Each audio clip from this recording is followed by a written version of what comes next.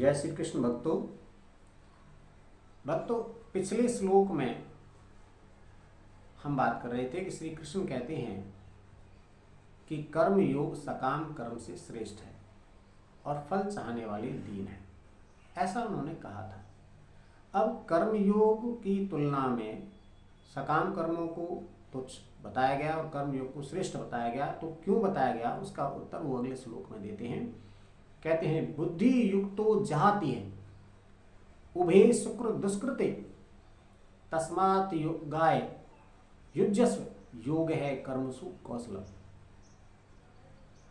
कहते हैं बुद्धि युक्त, बुद्धि योग को धारण करने वाला, कर्म योग को धारण करने वाला जहाति त्याग देता है, यह इसी लोक में यही त्याग देता है। किस चीज को त्याग देता है? उभय दोनों को, सुकृत दुष्कृते अच्छे और बुरे कर्मों के फलस्वरूप उत्पन्न होने वाले पाप और पुण्य को। मतलब जो व्यक्ति बुद्धि योग को धारण करता है वो इसी लोक में पाप और पुण्य से मुक्त हो जाता है।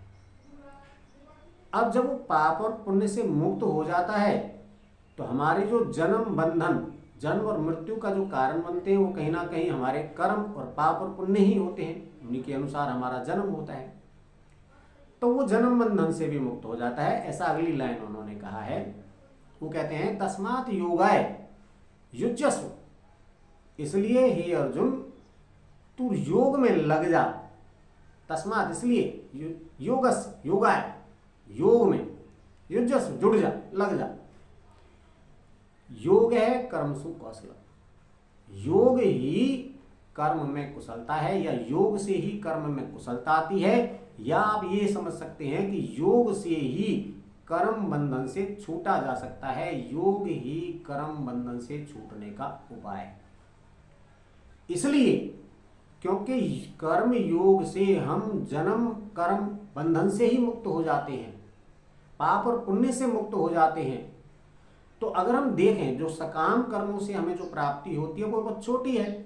यहाँ तो हम अपने पाप और पुण्य से ही मुक्त हो रहे हैं, जन्म बंधन से ही मुक्त हो रहे हैं, कर्म बंधन से ही मुक्त हो रहे हैं। इसलिए पिछले श्लोक में भगवान श्री कृष्ण ने कहा था कि सकाम कर्म कर्म योग की तुलना में श्रेष्ठ नहीं है, छोटे हैं, और कर्म योग सकाम कर्म से श्रेष्ठ है।